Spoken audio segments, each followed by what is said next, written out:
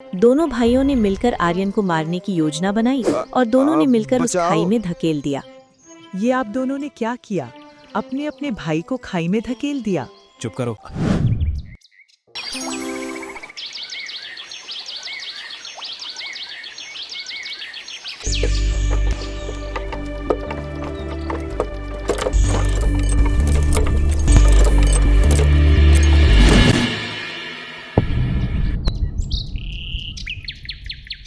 सूर्यगढ़ के एक प्रतापी राजा के महल में एक जादुई बाग था।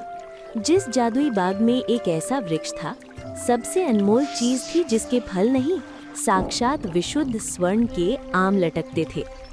सोने के आमों वाला पेड़। राजा ने इसकी सुरक्षा के लिए कड़े इंतजाम किए थे। एक दिन जब मंत्री ने आम गिने तो उसमें से एक आम गायब था। तभी अमात्य भागते हुए दरबार में आए और महाराज से बोले, अनर्थ हो गया महाराज। महाराज गजब हो गया। कड़े पहरे के बाद भी कल रात एक स्वर्ण आम चोरी हो गया है। आज जब मैंने सोने के आम गिने तो उनमें से एक आम कम है। इतने पहरेदारों के बावजूद चोरी असंभव। ये कैसे मुमकिन है? पहरेदारों को बेड़ियों में जकड़ कर लाओ। क्या तुम सब गहरी निद्रा में थे? कुछ देर बाद पहरेदार आए। पहरेदार, तुम्हारी आंखों के सामने से सोने का आम गायब हो गया और तुम्हें कानो कान खबर तक नहीं हुई। क्या तुम सब सो रहे थे? क्षमा अन्नदाता, क्षमा करें महाराज। हमने पलक तक नहीं झपकाई पर आम हवा में विलीन हो गया। हम रात भर जाग रहे थे। हमने किसी को भी बाग के पास आते नहीं देखा। हमें खुद समझ नहीं आ रहा कि वो आम कहाँ गया। ये अक्षम्य गलती है। तुम्हारी लापरवाही की कोई माफी नहीं है। अगर अगली बार ऐसा हुआ तो अंजाम बुरा होगा। मैं ऐलान करता हूँ कि जो भी इस अदृश्य चूर को पकड़ेगा उसे आधा राज्य और मुंह मांगा पुरस्कार दिया जाएगा। तभी वहां उपस्थित सबसे बड़े राजकुमार शौर्य ने अपनी तलवार म्यान से निकाली और राजा से बोला, पिताजी, इन कायरों के बस की बात नहीं। पिताजी, आप चिंता न करें। आज की रात मैं खुद बाग में पहरा दूंगा। मैं देखना चाहता हूँ कि वो कौन सा चोर है जो हमारी सुरक्षा को चुनौती दे रहा है। मैं उसे पकड़कर आपके सामने पेश करूंगा। आज रात मैं स्वयं पहरा दूंगा।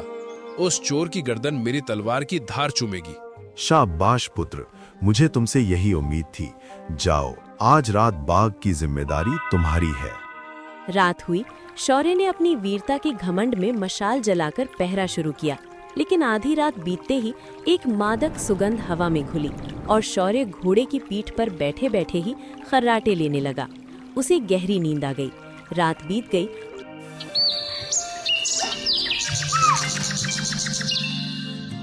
और सुबह जब आम गिने गए तो एक और आम गायब था। तभी अगले दिन मंजला राजकुमार चंद्र राजा के पास आया और बोला कि वो ये गलती नहीं दोहराएगा। अगली रात चंद्र की बारी थी। भैया असावधान थे, पर मैं संगीत और शोर के साथ जागूंगा। पिताजी, बड़े भाई से चूक हो गई होगी, लेकिन मैं ये गलती नहीं दोहराऊंगा। आज रात मैं पहरा दूंगा और उस चोर को रंगे हाथों पकड़ूंगा। शाबाश पुत्र, मुझे तुमसे भी यही उम्मीद थी। ठीक है, तुम भी कोशिश कर लो, पर ध्यान रहे, चोर बहुत चालाक है। अगली रात मंजला राजकुमार चंद्र पहरा देने लगा, लेकिन नियति ने फिर वही खेल खेला। मंजले राजकुमार चंद्र भी मध्य रात्रि में निद्रा के वश में हो गया। तीसरा आम भी चोरी हो गया और सुबह होते ही राजा की चिंता अब और बढ़ने लगी। पूरा दरबार उदास था, पर नियति बलवान थी। तभी सबसे छोटा राजकुमार आर्यन आगे आया, जिसे महल में सब भोला समझते थे और जिसे राजा मूर्ख समझते थे। वो आया और बोला, पिताजी, अगर आपकी आज्ञा हो तो आज रात मैं चोर को पकड़ने की कोशिश करना चाहता हूँ। पिताजी, शस्त्रों से ज्यादा आज रात मुझे संकल्प की आवश्यकता है। मुझे एक अवसर दें। जब हम विफल रहे तो ये बालक क्या करेगा? राजकुमार, तुम अभी छोटे हैं और तुम क्या समझते हो कि तुम कामयाब हो जाओगे? तुमसे बड़े और समझदार भाई असफल हो चुके हैं। तुम अभी उस लायक नहीं हुए हो पुत्र कि मैं तुम्हें जिम्मेदारियां सौंप सकूं। महाराज, माना कि मैं छोटा हूँ, पर मुझे एक मौका तो दीजिए। मैं वादा करता हूँ कि मैं अपनी आंखों की पलकें तक नहीं झपकने दूंगा। ठीक है, जाओ आर्यन, जब तुम मान ही नहीं रहे तो जाओ। देखो तुम क्या करिश्मा करते हो, अपनी किस्मत आजमा लो। रात हुई और अब छोटा राजकुमार पहरा देने लगा। आर्यन ने अपनी उंगली पर छोटा सा चीरा लगा दिया ताकि दर्द उसे सोने न दे। अचानक आकाश से एक स्वर्ण बगुला उतरी। जैसे ही उसने आम तोड़ा, तो तुम हो वो चोर, इतनी सुंदर और सुनहरी स्वर्ण बगुला हो। तुमने तो मेरे दिल को मोह लिया है। मेरा दिल तुम्हें मारने का नहीं कर रहा, पर पिता की आज्ञा सर्वोपरि है। आर्यन ने तीर चलाया, पर उसका तीर चूक गया, लेकिन बगुला उड़ गई और तभी उसका एक दिव्य सुनहरा पंख नीचे गिर गया। अगली सुबह होते ही छोटा राजकुमार बगुला का पंख लेकर राजा के पास दरबार में गया। पूरा दरबार उस पंख की चमक से चकाचौंध था। तभी आर्यन ने महाराज से कहा, पिताजी, ये चोर कोई मनुष्य नहीं, बल्कि एक सोने की बगुला थी। क्या सोने की बगुला? क्या तुमने उसे मारने की कोशिश नहीं की? महाराज, मैंने उस पर तीर चलाया, पर वो उड़ गई और उसी समय उसका ये पंख जमीन पर गिरा। इतना सुंदर पंख, वो भी सोने का? मुझे वो सुंदर स्वर्ण बगुला चाहिए। महाराज ने उस स्वर्ण बगुला को पाने का आदेश दिया। तुम में से कोई उसे ढूंढ सकता है क्या? पिताजी, सबसे पहले मैं उस स्वर्ण बगुला को ढूंढने जाऊंगा। अगले दिन राजा के आदेश पर बड़ा भाई स्वर्ण बगुला की खोज में निकल गया और कुछ दूर जाने के बाद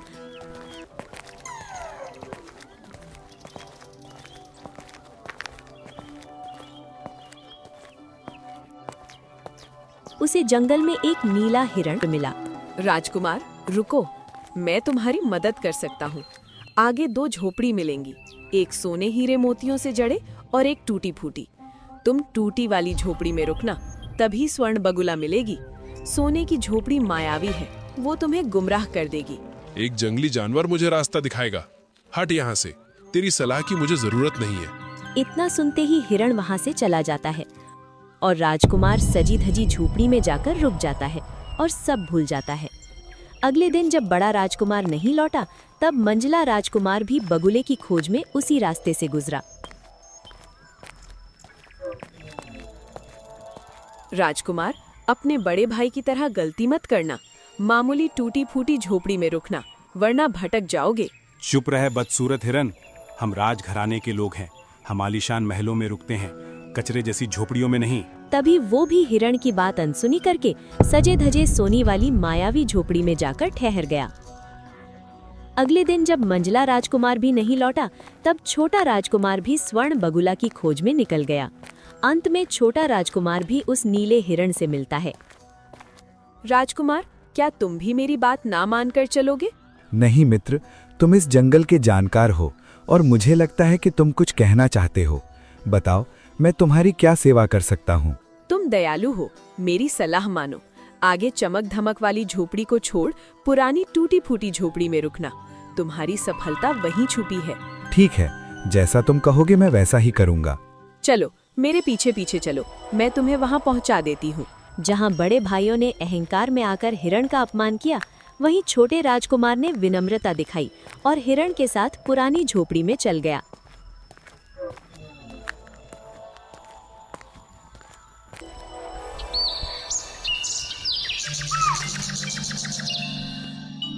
झोपड़ी में रात बिताने के बाद छोटा राजकुमार सुबह सुबह अपनी यात्रा पर निकलता है।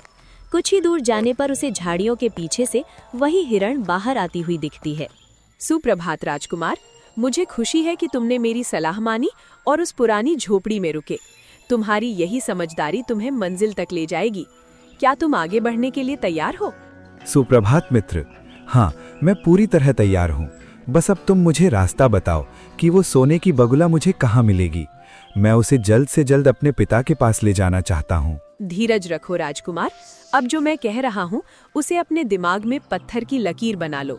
यहाँ से तुम बिल्कुल सीधे जाओ। कुछ कोस चलने के बाद तुम्हें एक बहुत विशाल किला दिखाई देगा। पर वहाँ तो पहरेदार होंगे, सेना होगी। मैं अकेला उनके बीच कैसे घुस पाऊंगा? यही तो जादू है।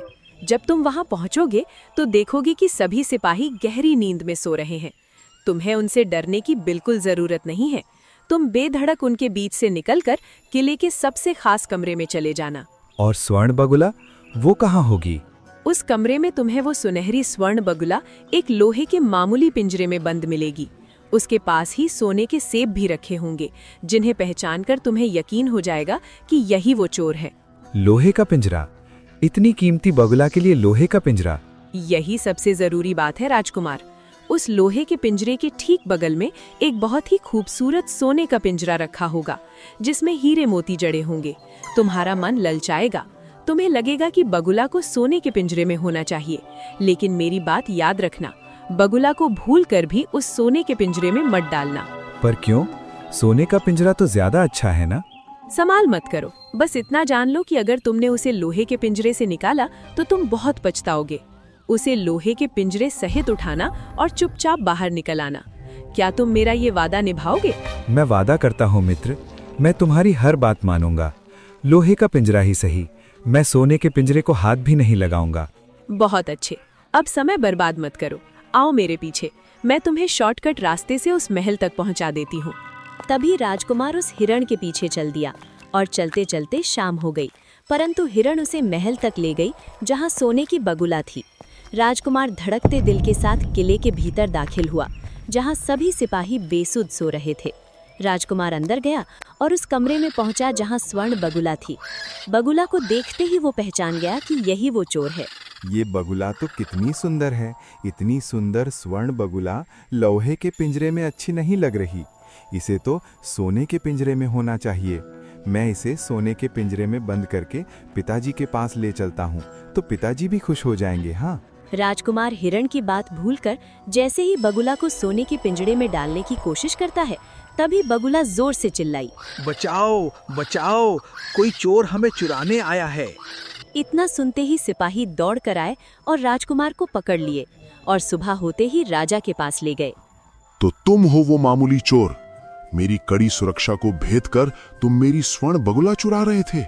महाराज, मैं कोई साधारण चोर नहीं हूँ। मैं एक राजकुमार हूँ और अपने पिता के आदेश पर यहाँ आया था। राजकुमार चोरी नहीं करता। तुमने मेरी स्वर्ण बगुला को छूने का दुस्साहस किया है, जिसकी सजा केवल मृत्यु है।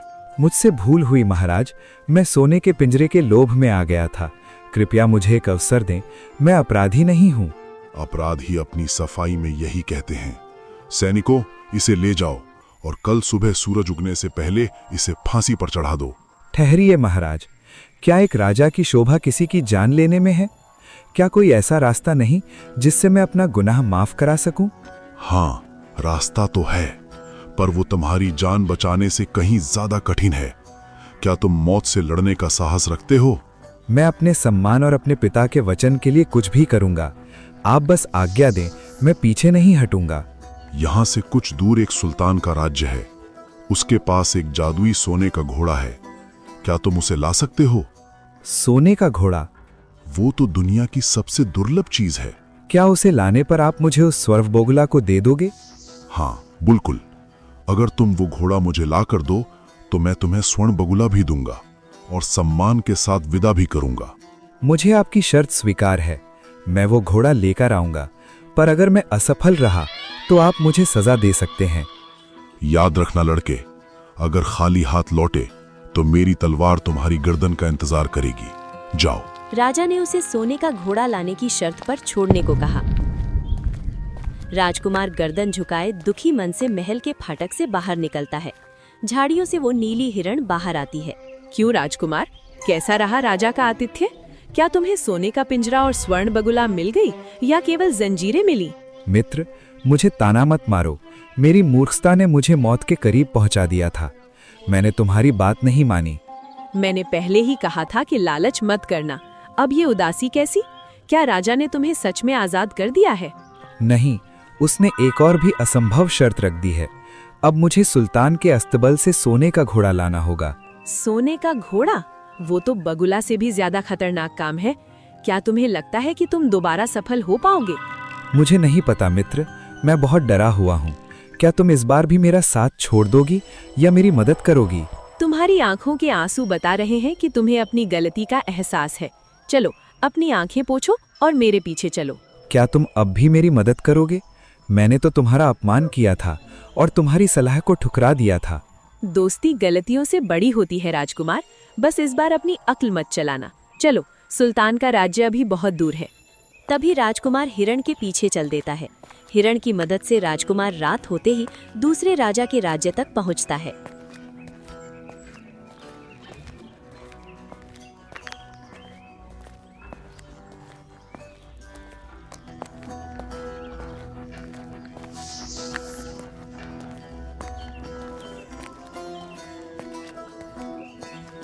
जाओ राजकुमार, यही वो महल है जहाँ पर तुमको सोने का घोड़ा मिलेगा। मेरी एक बात याद रखना, वहाँ पर एक चमड़े का लगाम होगा, वही घोड़े को लगाना और लेके चले आना। और बगल में एक सोने की लगाम होगी, उसे छूना भी मत। तभी वो अंदर जाता है और वहाँ वो सोने के घोड़े को देखकर दंग रह जाता है। वाह, कितना अद्भुत घोड़ा है। इसकी चमक तो सूरज को भी मात दे रही है। तभी उसकी नजर पुरानी और सोने की लगाम पर पड़ती है। हिरण ने तो पुरानी चमड़े की लगाम कही थी, पर क्या ये महान घोड़े का अपमान नहीं होगा? इस सोने के घोड़े पर तो ये हीरे मोतियों वाली लगाम ही सजेगी। शायद हिरण को इस सुंदरता का अंदाजा नहीं था। तभी जैसे ही वो सोने की लगाम घोड़े पर रखता है, घोड़ा जोर से हिनहिनाता है और सिपाही जाग जाते हैं। चेहरो, हाथ ऊपर करो। तुम कौन हो और हमारे अस्तबल में क्या कर रहे हो? आर्यन डर गया और डरते डरते बोला, मैं तो बस इस घोड़े को देख रहा था। देख रहे थे या ऐसे चुराने की साजिश रच रहे थे? देखो, इसके हाथ में सोने की लगाम भी है। ये मामूली चोर नहीं है। मेरी बात तो सुनिए। अब जो कहना है राजा के सामने कहना।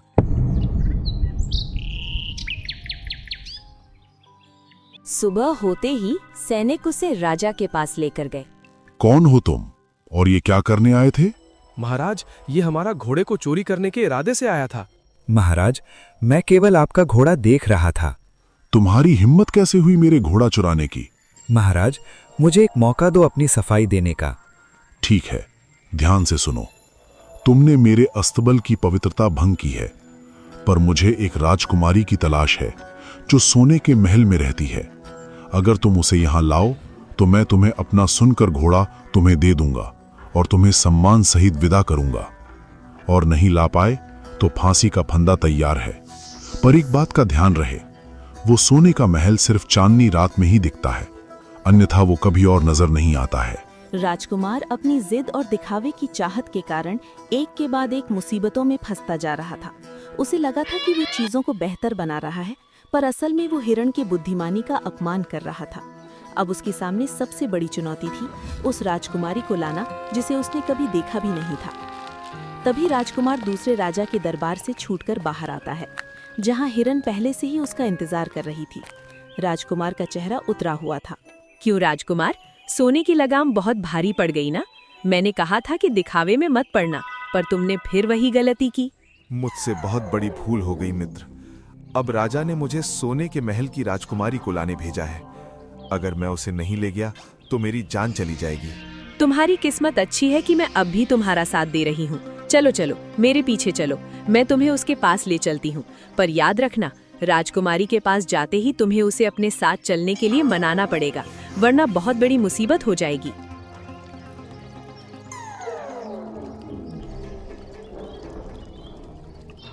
आर्यन चुपचाप हिरण के पीछे निकल पड़ा। रास्ते में उसे हिरण ने उस एक पोटली दी और कहा, ये कोई साधारण पोटली नहीं है, ये एक मायावी पोटली है। तुम्हें इसमें जो भी खाद्य पदार्थ की इच्छा जाहिर करोगे वो इस पोटली में अपने आप ही आ जाएगा। पर इसका मैं क्या करूंगा? ये तुम्हारे लिए नहीं है, ये तुम्हें सोने के महल में काम आएगा। मैं जानता हूँ कि तुमसे इस बार भी वही गलती होनी ही है। नहीं नहीं, अब पहले जैसी गलतियां नहीं होगी। मैं पूरी तरह से चौकन्ना रहूंगा। जैसे ही पूर्णिमा की रात आई, अचानक अंधेरे को चीरता हुआ एक विशाल सोने का महल खड़ा हो गया। उसकी दीवारें ऐसे चमक रही थीं जैसे हजारों सूरज एक साथ हो गए हों। आर्यन महल को देखकर चौंक गया। महल के अंदर हर चीज सोने की थी, सीढ़ियां, पर्दे, यहाँ तक कि वहाँ के फूल भी। वहाँ राजकुमारी काव्या एक सुनहरी वीणा बजा रही थी। राजकुमार ने उसे देखते ही उस पर मोहित हो गया। तभी राजकुमारी ने आर्यन को देखते ही कहा, अरे तुम कौन हो और हमारे स्वर्ण महल में अंदर कैसे आ गए?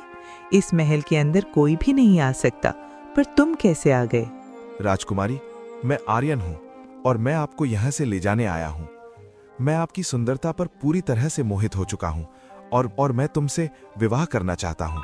परंतु तुम्हें मुझसे विवाह करने के लिए मेरे पिताजी से तुम्हें बात करनी होगी और उनसे तुम्हें मेरा हाथ मांगना पड़ेगा। क्या तुम्हारे पिताजी? इतना बोलते ही आर्यन को उस हिरण की बात याद आई कि उसे उसके माता पिता से नहीं मिलने देना चाहिए, अन्यथा बात और बिगड़ सकती है। परंतु राजकुमारी अपने माता पिता से उसका हाथ मांगने की जिद करने लगी और उसे राज दरबार में लेकर गई। राजा ने राजकुमारी से कहा, राजकुमारी, कौन है ये पुरुष और ये हमारी महल में कैसे आ गया? जबकि ये दिव्य महल सिर्फ पूर्णिमा में ही धरती पर स्थापित होती है। पिताश्री, ये वो वीर हैं जो हमारे महल के अंदर आकर अपनी वीरता का परिमाण दिया है और ये आपसे मेरा हाथ मांगना चाहते हैं पिताश्री। अरे वाह, ये तो अत्यंत ही खुशी की बात है। परंतु महाराज, अब परंतु का क्या मतलब है? राजकुमारी, हम राजवंशी खानदान से आते हैं। राजकुमार, हमारे यहाँ राजकुमारी का हाथ मांगने से नहीं, उसे जीतना पड़ता है, तभी मिलता है। महाराज, मैं कुछ समझा नहीं। मैं तुम्हें अभी समझा देता हूँ। राजकुमारी, आपने इसे बताया नहीं कि वो आपको कैसे जीत सकता है। तभी राजकुमारी ने कहा, अगर तुम मुझे ले जाने आए हो तो पहले तुम्हें मेरे पालतू शेर को पकड़ना होगा। वो शेर इतना तेज है कि वो समय से भी आगे दौड़ता है। आर्यन समझ गया कि ये काम ताकत का नहीं, दिमाग का है।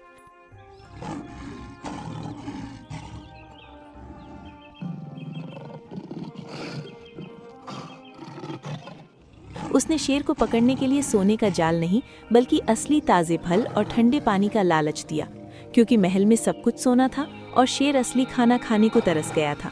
शेर तुरंत आर्यन के पास आकर बैठ गया और ये देखकर राजकुमारी काव्या खिलखिलाकर हंस पड़ी। उन्होंने कहा, तुम पहले इंसान हो जिसने सोने के बजाय जरूरत को समझा। मैं तुम्हारे साथ चलने को तैयार हूँ। कुछ देर बाद राजकुमार को राजा के दरबार में लाया गया। मैंने सोचा था तुम कल सुबह फांसी के फंदे पर होगे, पर तुमने तो इतिहास रच दिया। मैं अपनी बात का पक्का हूँ, आज ही तुम्हारा विवाह मेरी पुत्री से होगा। उसी दिन राजकुमार की शादी राजकुमारी से करा दी गई और विदा के समय राजकुमारी अपने पिता के गले लगकर रो रही है, पर उसकी आंखों में राजकुमार के लिए प्रेम भी है। पिताजी, आपने एक बहादुर इंसान को अपना दामाद चुना है। मुझे खुशी है कि मैं उनके साथ जा रही हूँ। बेटी, इस नौजवान ने वो कर दिखाया जो कोई सेना नहीं कर सकती थी। जाओ, खुश रहो। राजकुमार, तुम मेरी बेटी का ख्याल रखना। मैं इसे अपने प्राणों से बढ़कर चाहूंगा। कुछ देर बाद दोनों को विदा किया गया।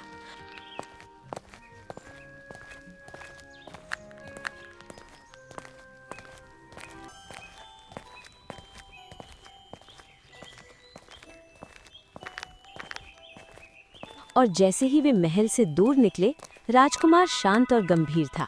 राजकुमार, आप इतने चिंतित क्यों हैं? क्या आप मुझसे विवाह करके खुश नहीं हैं?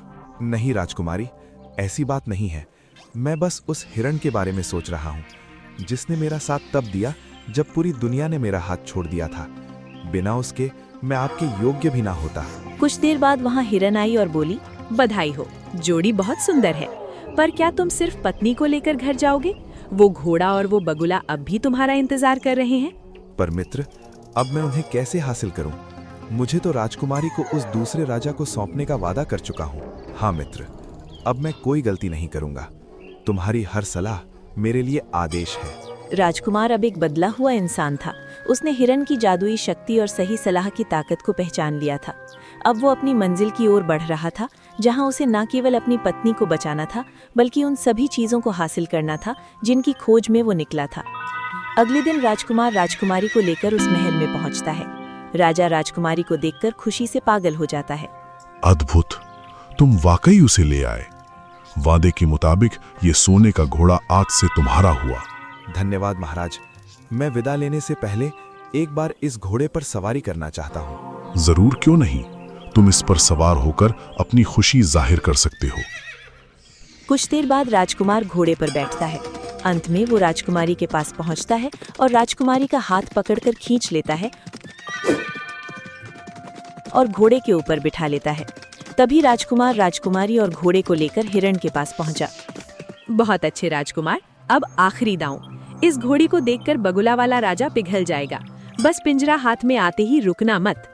अगले दिन वो राजकुमारी को हिरण के पास छोड़कर और सोने का घोड़ा लेकर स्वर्ण बगुला वाले राजा के पास पहुंचता है।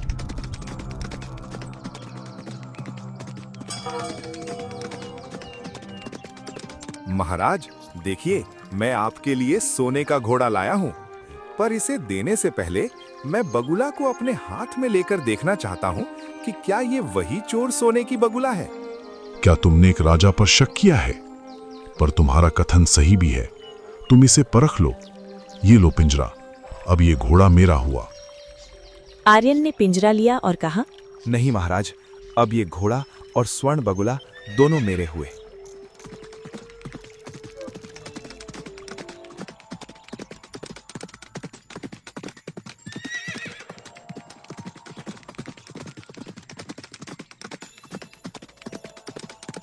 मित्र, आज तुम्हारी वजह से मेरे पास सब कुछ है, सुंदर पत्नी, सोने का घोड़ा और सोने की बगुला। मैं तुम्हें क्या इनाम दूं? तुम जो मांगोगे मैं वही दूंगा। राजकुमार, अगर तुम सच में इनाम देना चाहते हो तो अपना धनुष उठाओ और एक तीर चलाकर मुझे मार डालो। पागल हो गई हो क्या? मैं अपनी जान दे सकता हूँ, पर अपने उपकारी मित्र को तीर नहीं मार सकता। कोई और इनाम मांगो। अगर तुम ये नहीं कर सकते तो रहने दो, पर जाते जाते मेरी 2 बातें गांठ बांध लो। कभी किसी गहरी खाई के किनारे पर मत बैठना और कभी भी अपने भाइयों पर भरोसा मत करना। ये कैसी अजीब बातें हैं? खाई के किनारे पे बैठने से क्या होगा? और अपने भाइयों पर भरोसा ना करूं? पर क्यों? वो मेरे बड़े भाई हैं। तुम बहुत रहस्यमयी हो रही हो। वक्त आने पर सब समझ जाओगे। अब जाओ, अपनी मंजिल की ओर बढ़ो। अलविदा। हिरण अपनी उदास आंखें लिए जंगल की ओर चली गई। राजकुमार और राजकुमारी सोने का घोड़ा और बगुला लेकर अपने राज्य की ओर बढ़ चले। राजकुमार मन ही मन हिरण की अजीब चेतावनियों के बारे में सोचते हुए जा रहा था। राजकुमार सोने के घोड़े पर अपनी पत्नी के साथ गांव पहुंचता है।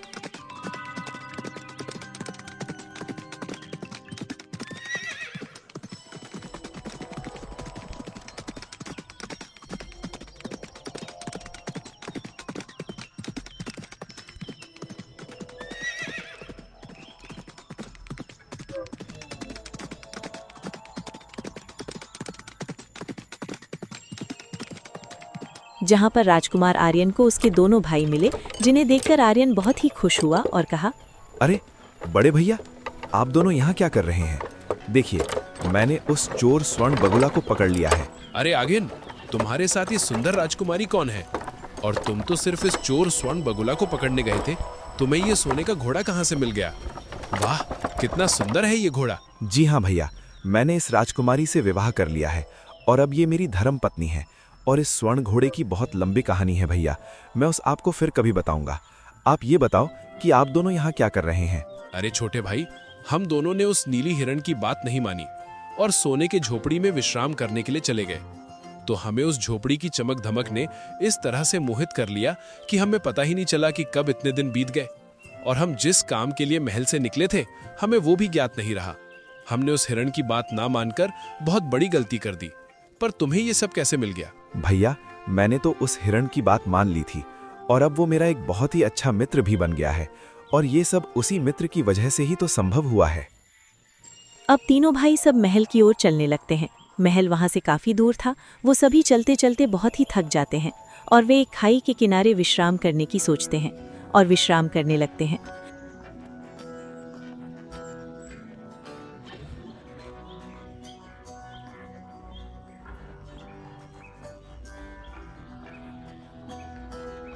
तभी चंद्र ने शौर्य के कानों में कुछ कहा। भैया, ये हम क्या कर रहे हैं? आप ये आगे की हकीकत देख नहीं पा रहे हो क्या? क्यों, क्या हुआ? चंद्र, आगे तो सब कुछ अब अच्छा ही होने वाला है। अरे नहीं भैया, इस आर्यन को राज दरबार में सभी मूर्ख समझते थे, पर आप ही देखिए, इसने अपनी बहादुरी से उस सोने की बगुला को भी पकड़ लाया और सोने का घोड़ा भी ले आया और अपने लिए इतनी सुंदर राजकुमारी से भी विवाह कर लिया। और अब अगर इसने ये सब अब पिताजी को भेंट स्वरूप देगा तो पिताजी इससे कितनी प्रसन्न हो जाएंगे। और ये भी हो सकता है कि पिताजी पूरी राज का राजा इसी ही घोषित न कर दें, तो हमारे हाथ में क्या आएगा? और अगर हम खाली हाथ भी महल जाएंगे तो सभी लोग सभा में हमारी उपहास उड़ाएंगे। तुम ठीक कह रहे हो चंद्र। तो अब हमें क्या करना चाहिए? भैया, मैं तो कहता हूँ कि सारियन को यहीं इसी खाई में गिराकर मार देते हैं और इन सभी को राज दरबार में हम दोनों मिलकर ले जाएंगे। तो वहाँ हमारी प्रशंसा भी होगी और राजपाट भी आपको मिल जाएगा। तुम ठीक कह रहे हो चंद्र, यही सही होगा। दोनों भाइयों ने मिलकर आर्यन को मारने की योजना बनाई और दोनों ने मिलकर उस खाई में धकेल दिया। ये आप दोनों ने क्या किया? अपने अपने भाई को खाई में धकेल दिया। चुप करो, अब तुम सिर्फ मेरी हो। अब भैया को राज्य मिलेगा और मुझे तुम, इसीलिए हमने ये किया है। इतना सब सुनने के बाद राजकुमारी रोने लगी।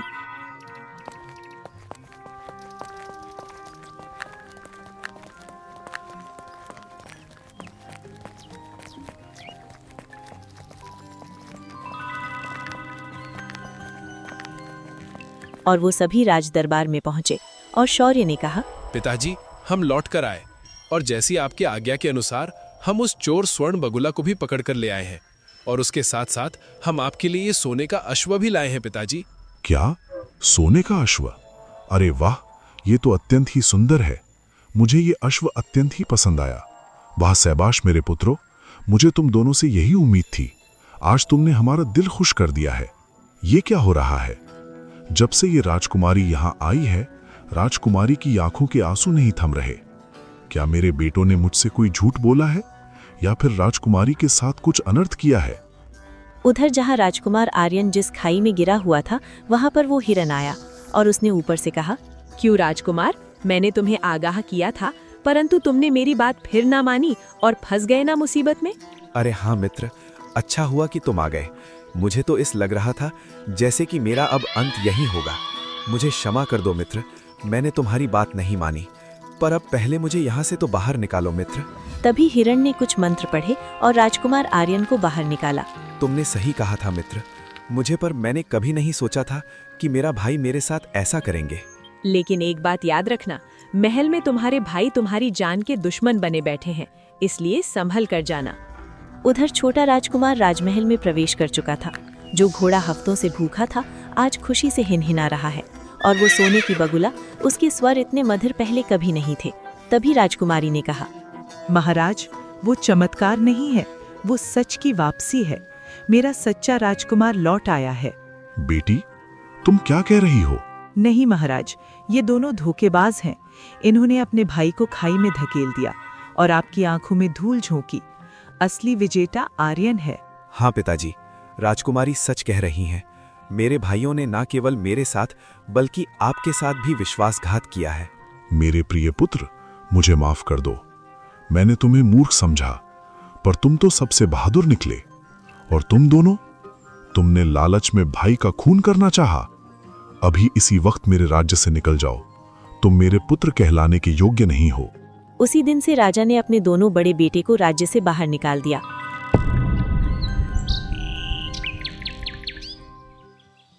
अब राजकुमार महल में राजकुमारी के साथ रहने लगा। राजकुमार, आपने बहुत कष्ट सहे हैं, अब हम साथ हैं। पर क्या आप भी उस हिरन के बारे में सोचते हैं? राजकुमारी, बिना उसके मैं आज जीवित ना होता। मुझे उसे ढूंढना ही होगा, न जाने वो किस हाल में होगी। अगले दिन राजकुमार हिरण को खोजते हुए जंगल में निकल गया। उसने बहुत देर खोजा, लेकिन हिरण नहीं मिली।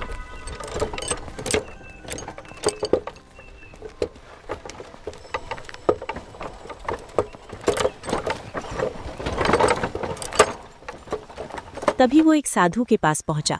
उसने देखा कि साधु महाराज तपस्या कर रहे थे।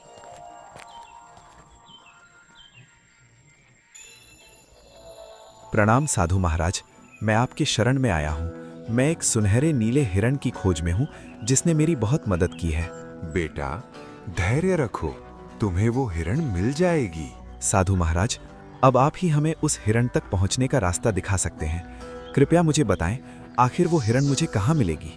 बेटा, ध्यान से सुनो मेरी बात। जिसे तुम हिरण समझ रहे हो और उसने तुम्हारी मदद की, असल में वो हिरण नहीं, वो एक राजकुमारी है।